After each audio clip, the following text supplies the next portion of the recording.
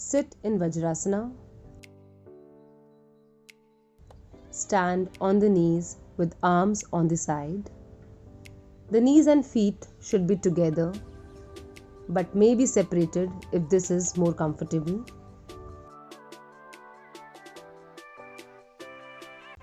Lean backward.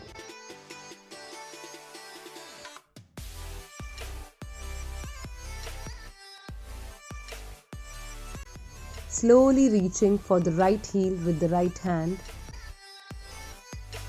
and then the left heel with the left hand. Do not strain.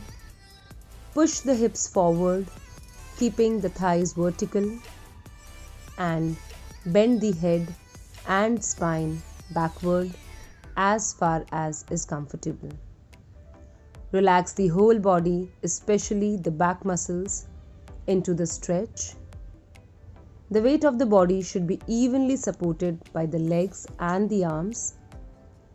The arms should anchor the shoulder to maintain the arc of the back. Remain in the final position for as long as is comfortable.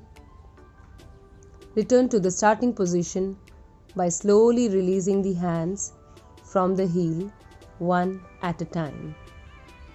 Relax in Balasana.